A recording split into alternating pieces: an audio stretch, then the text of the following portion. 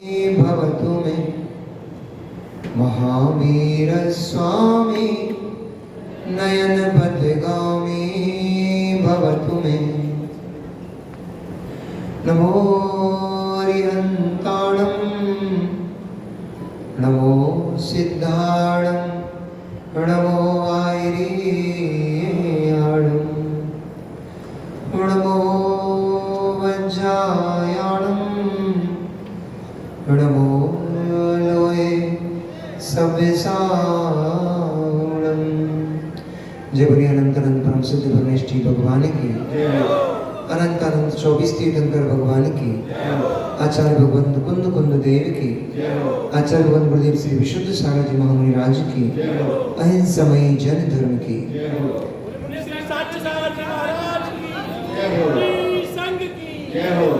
मनुष्यों। वर्तमान शासन नायक भगवान वर्धमान स्वामी के शासन काल में हम सभी भव्य जीव यहाँ विराजते हैं। परम भट्टारक महाश्रवण उन भगवान वर्धमान स्वामी के मुख कमल से निश्चित भागवतिनी भगवती मजनवाणी का हम सभी भव्य जीव यहाँ करुणांजलि लगा करके पान कर रहे हैं। यह भागवतिनी यह भगवती मजनवाणी सभी जीवों का कल्याण करे, सभी जीवों का मोक्ष मार्ग प्रशस्त करे। मनुष्य पर्व पर्युषण पर्व शाश्वत पर्व है और ये शाश्वत पर्व बड़े उत्साह, धूमधाम, हर्षोल्लास, पूर्ण भक्ति, ध्यान आदि पूर्वक आपने पर्युषण पर्व को मनाकर अपनी आत्मा को पवित्र पावन किया है। ये भी निश्चित है ऐसी विशुद्धि को कभी प्राप्त जीव ने नहीं किया, इसलिए संसार में भटकता है। भगवान जनन की भक्ति आचार्य समंतरवत स्वामी ने लिखा है, काम दुही काम दाहिनी।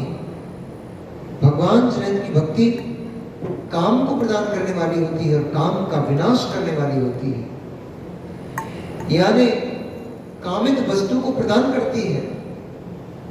भगवान की भक्ति संसार में सर्व सुखों को प्रदान करने वाली होती है।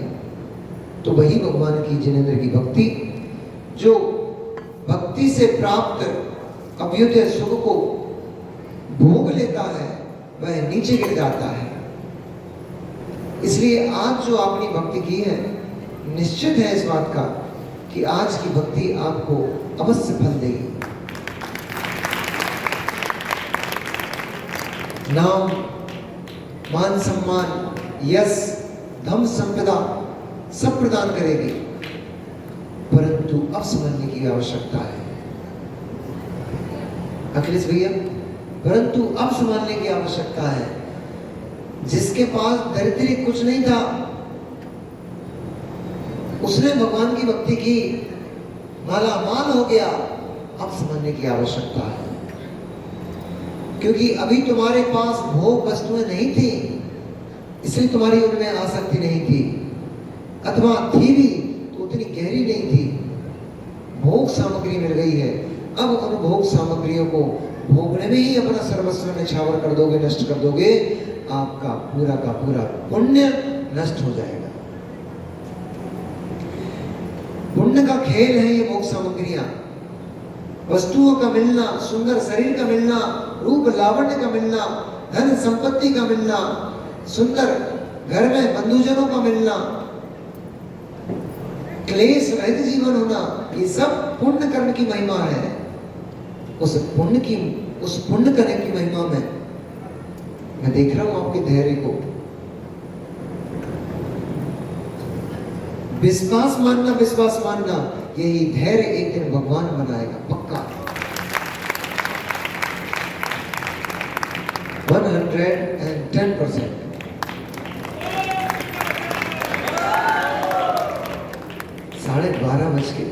12:05 एक्स्ट्रा हो गए, 12:35 हो गए हैं। सबके एकासन उपवास है, शरीर थक चुका है। सुबह 5-6 बजे से बैठे, 6 बजे से 5 बजे से ध्यान करने वाले तो 5 बजे से बैठे, पौने 5 बजे से, पौने 5 बजे से 12:30 बज रहा है, पौने 1 बज रहा है। मित्रों, ये जो भक्ति की ललक, ये जो भगवान के गुणों का स्तवन करने का आपके अंदर जोश, निश्चित मान के चलना एक दिन भगवान बनाएगा। कौन बनेगा? नहीं तो फिर हम नहीं बनेगा तो फिर कौन बनेगा? वो जो घर में बैठ कर इस समय टीवी देख रहा है, वो भगवान बनेगा क्या?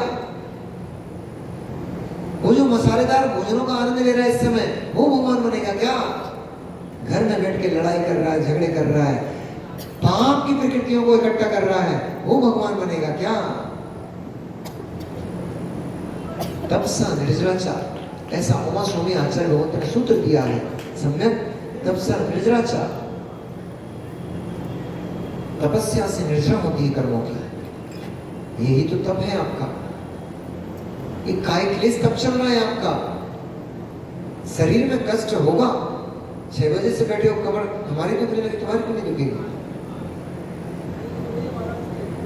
कमर दर्द करने लग गई होगी, घुटने दुखने लग गए होंगे, पैर शिथिल हो गए होंगे, शरीर लुप्त हो गया होगा, फिर भी भगवान की भक्ति की जो अंदर में उमंग चल रही है, यही भगवान बनाती है, यही पापों का क्षय करती है। इसी का नाम तपसा निर्जराचार। ये तप चल रहा है, कर्मों की गुण श्रेणी निर्जरा हो रही है इस समय, और यही निर्जरा कर्मों की अशुभ की निर्जरा, शुभ कर्मों का बंध इस समय आप कर रहे हो। यही कालांतर में आज सब लोग, कल महाराज जी ने सबको आर्यिका और मुनि बना दिया था। हमने सोचा बेचारे कब तक ऐसे मुनि और आर्यिका बन करके घूमते फिरते रहेंगे, इसलिए हमने सबको एक ही दिन में मोक्ष प्राप्त करा दिया, केवल ज्ञानी बना दिया। आर्यिका माता जी नहीं बनी केवल ज्ञानी, मुनि महाराज बन गए। अब आर्यिका माता जी कुछ गणनी आर्यिका बन गई होंगी, कुछ संघ का संचालन कर रही होंगी, तो आचार्य केवली भगवंत जो हो गए, उनके पीछे पीछे विहार करोगे। चिंता मत करो, आज आर्यिका बने हो, आप ही पुरुष बन करके मुनि बन पाओगे। आर्यिका दीक्षा ही, सम्यक दर्शन ही स्त्री पर्याय के छेदन का हेतु होता है। दुनिया में सब चीज खरीद के ला सकती है भैया, सब चीजें खरीद सकते हो, स्त्री बनकर के पुरुष पर्याय नहीं खरीद पाओगे। लिंग परिवर्तन तो कर सकता है व्यक्ति, वो माइकल जैक्सन ने अपना लिंग परिवर्तन कराया था। लिंग परिवर्तन तो करा सकता है, परंतु जो स्त्रीत्व है वो कहां छोड़ पाएगा? हाव भाव, चाल ढाल, बातें, सोच सब वही नहीं, वो नहीं बदल पाया। कृत्रिम वस्तु कृत्रिम ही होती है, वो नेचुरल नहीं होती है। इसलिए जिसके अंदर भाव वेद, पुरुष शरीर का तो बन सकता है, भाव पुरुष वेद का क्षय, स्त्री वेद का क्षय, वो तभी होता है जब या तो सम्यक दर्शन ग्रहण कर लो, अथवा सम्यक दर्शन पूर्वक आर्यिका माता मुनि महाराज बन जाओ। आज आपने ध्यान के माध्यम से आर्यिका पद को प्राप्त किया कल, और आज आपने सभी जितने भी पुरुष वर्ग था, सभी ने केवल ज्ञान को प्राप्त कर लिया। ये इसको मात्र क्रिया अथवा चिंतन मत समझ लेना, अथवा ये मत सोच लेना ये तो कल्पना मात्र थी, क्योंकि कल्पना कभी अवस्तु में नहीं चलती है, कल्पना वस्तु में ही चलती है। कल्पना से मित्र, इतने सारे पुरुष वर्ग यहां बैठा है, एक बंद कमरे में बैठ करके पुरुष अपनी पत्नी अथवा अपनी प्रेमिका स्त्री का चिंतन करता है, उसका शरीर रोमांचित होने लग जाता है, होता है कि नहीं होता है? पुरुष एक बंद कक्ष में बैठ करके, देखो भैया, पुरुष एक बंद कक्ष में बैठ करके अपनी स्त्री का स्मरण करता है, महंगे चली गई वो, तो स्मरण करता है, पुरानी बातें याद करता है, पुरानी बातों को याद करके उसको स्मरण करके उसको उसको रोमांच होता है कि नहीं होता है? कल्पना, स्त्री की कल्पना करने से जब रोमांच हो सकता है, तो अपने आप को केवली की कल्पना करने से क्यों कर्म का क्षय नहीं हो सकता? होता है। ये कल्पना मात्र नहीं है, ये कल्पना मात्र नहीं है। इस कल्पना के सहारे से ही भगवान बना जाता है। आज ध्यान में कल्पना करोगे, जैसी जैसी कल्पना आती जाएगी, पाप की कल्पना करते हो, वासनाओं की कल्पना करते हो, तो वे कल्पना आपके शरीर में विकृति उत्पन्न कर देती है। मिलो, कोई व्यक्ति से मिलो, भोग नहीं भोगता, इस समय भोग नहीं भोग रहा, लेकिन वासना जैसे उसके अंदर बढ़ जाती है, उसका शरीर कंपित होने लग जाता है, शरीर से गर्म ऊष्मा निकलने लग जाती है, आंखें गरम गरम लाल लाल हो जाती हैं, मुख से शब्द स्खलित होने लग जाते हैं। ये क्या हो रहा है? ये क्या हो रहा है? कल्पना करने मात्र से आपके परिणामों में परिवर्तन होता है, आत्म प्रदेशों में वैसा परिस्पंदन होता है जिससे ऊपर की क्रियाएं दिखाई दे रही हैं। ऐसे ही कल्पना करने मात्र से भगवान बन गया, मैं केवल ज्ञानी हो गया हूं, मैं अनंत सुख का भोगन कर रहा हूं। ऐसी कल्पना करने मात्र से आत्म प्रदेशों में रोमांच उत्पन्न होता है। वही रोमांच उसकी गुण श्रेणी कर्मों की निर्जरा का साधन बन जाता है। ब्रह्म स्वरूप बाहर की बहुत बातें कर ली, उस ब्रह्म स्वरूप पर लक्ष्यपात करो, उसको निहारो जो अमूल्य है। ब्रह्मांड की सारी वस्तुओं को आप धन संपत्ति देकर के खरीद सकते हो। एक बार अभी महाराज बोल रहे थे, सील की महिमा गा रहे थे, एक बार मित्र सील नष्ट हो गई, एक बार सील नष्ट हो गई, आपके पास कोई ताकत नहीं है, आप सीलबंद हो गए। बता दो,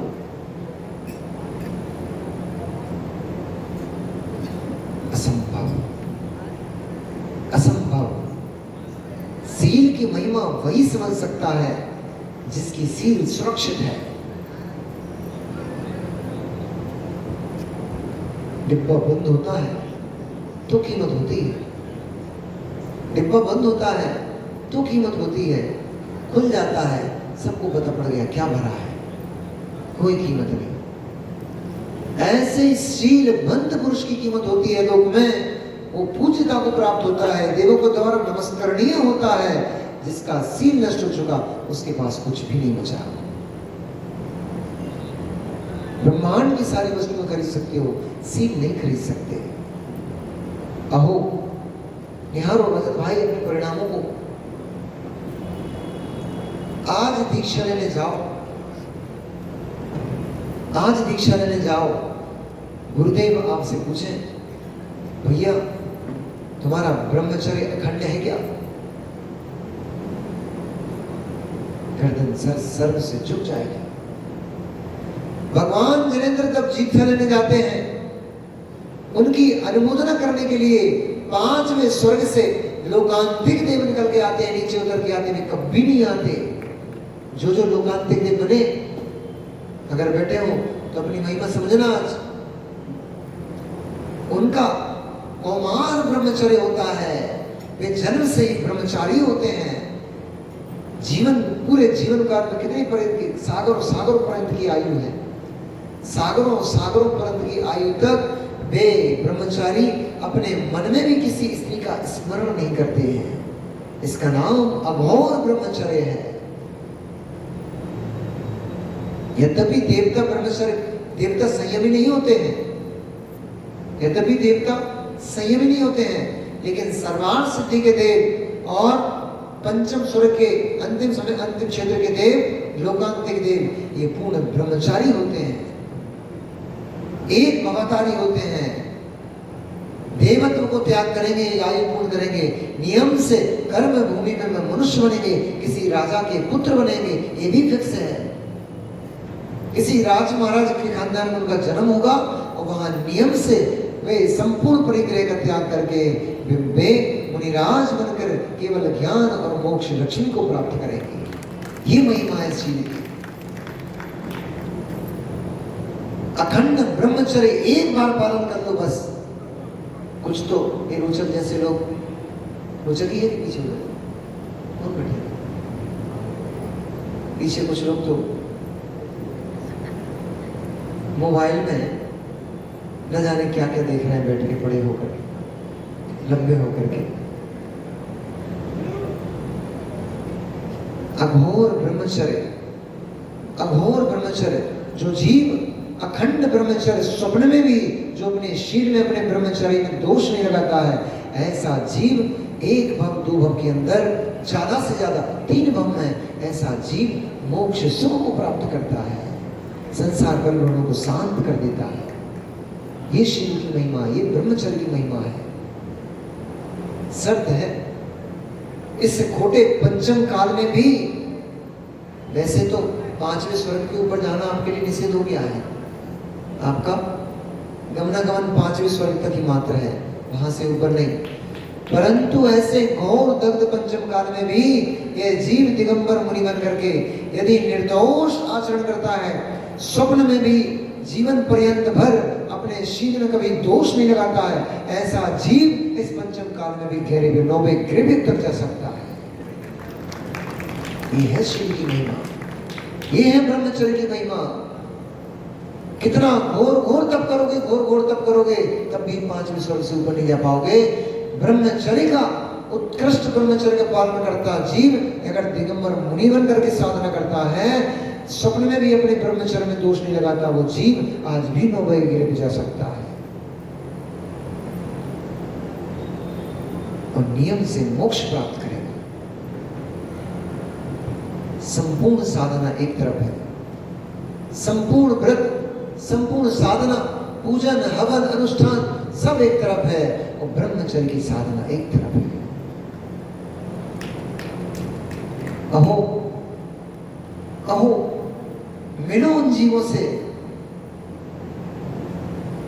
जब तीर्थंकर भगवान, मतलब राजा जब तीर्थंकर होते हैं, तीर्थंकर राजा जब वैराग्य को धारण करते हैं, दीक्षा लेने जाते हैं, उस समय लोकांतिक देव उनकी आपको करते हैं, अनुमोदना करने के लिए आते हैं 5वें स्वर्ग से नीचे उतर के।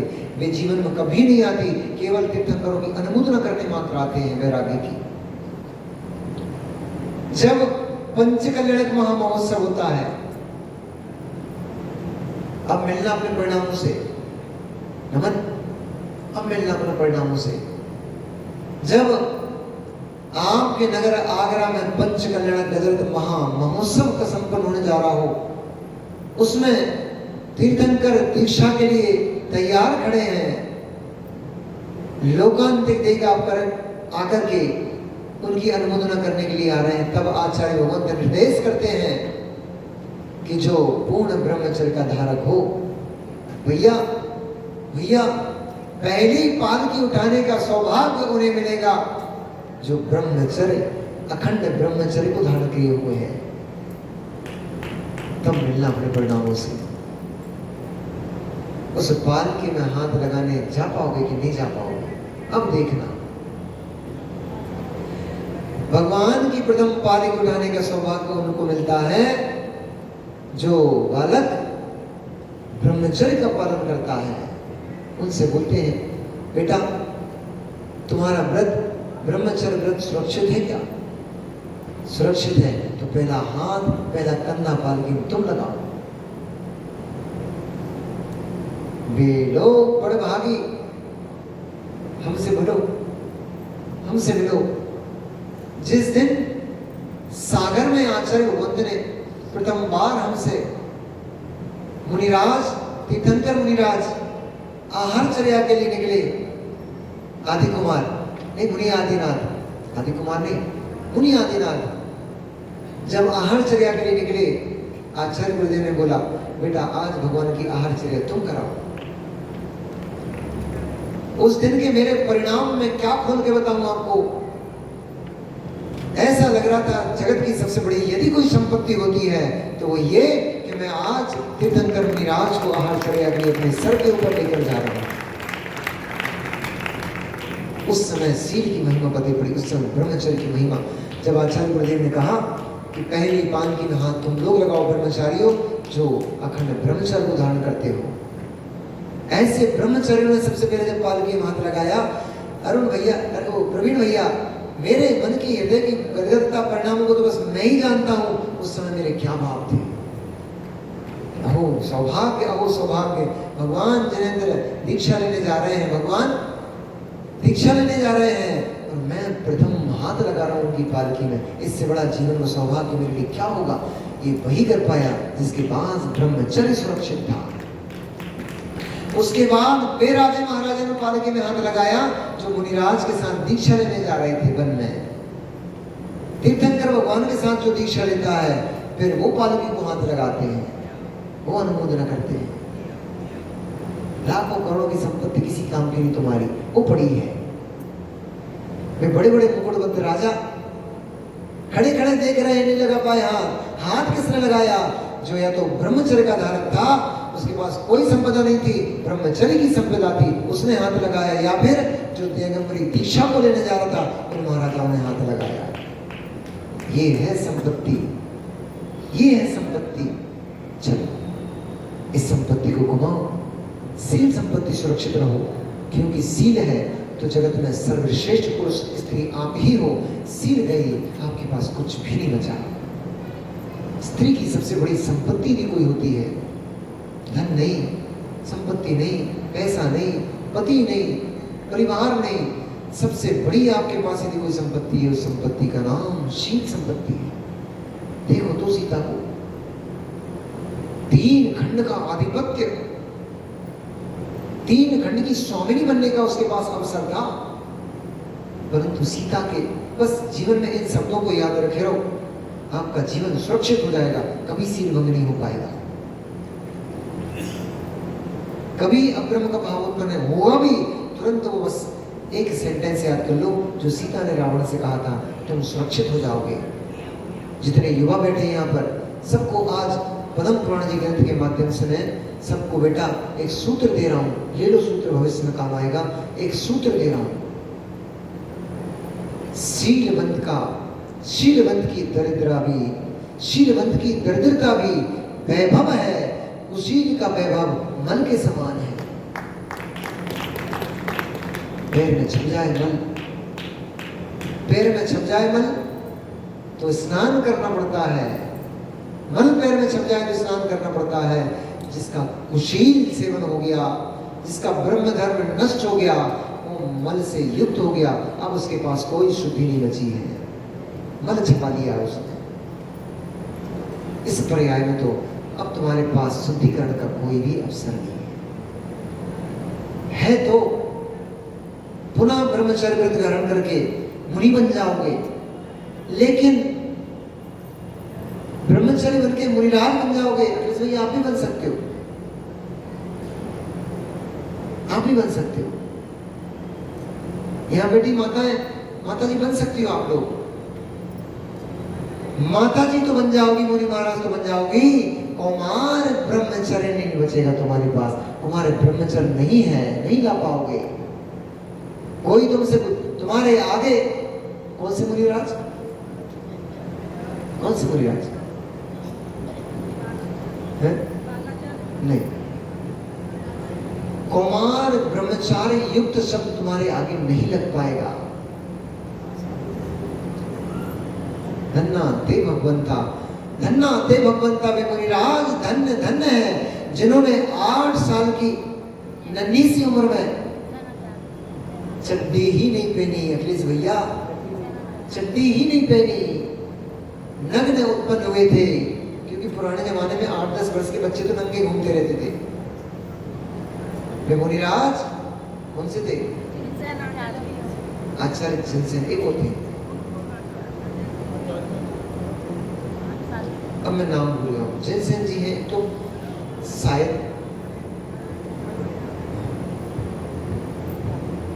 चलो नाम भूल गया अभी, शायद जिनसेन आचार्य की कथा आती है कि वे मुनिराज चिंता मत करो भैया, उसको गुस्सा मत करना, वो ऐसे ही चलता है,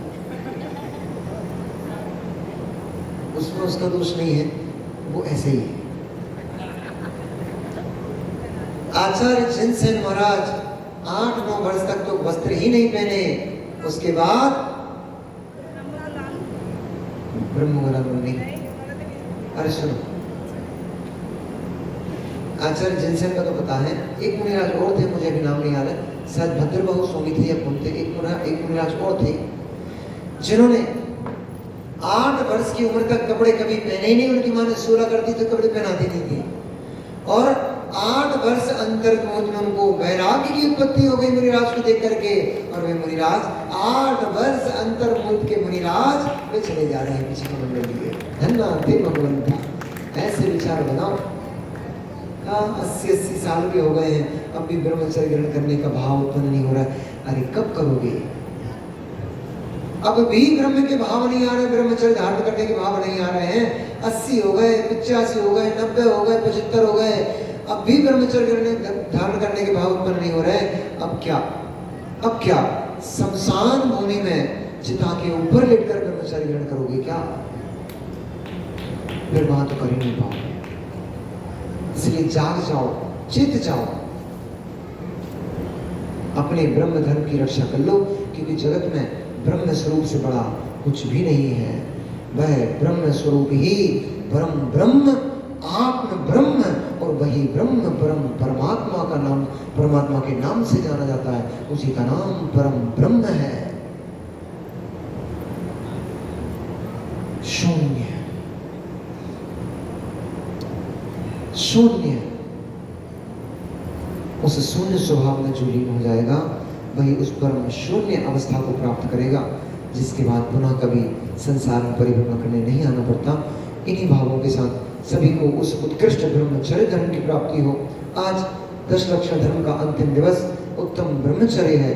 अंत में ब्रह्मचर्य को इसीलिए रखा गया है क्योंकि ब्रह्मचर्य व्रत का पालन बड़ा दुष्कर, बड़ा कठिन है।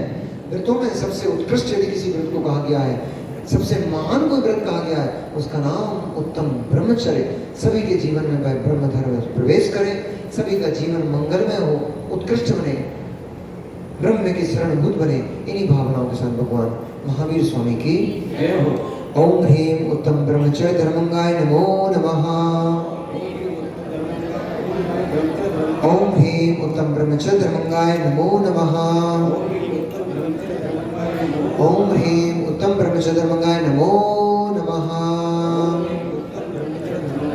उत्तम ब्रह्मचर्य धर्म की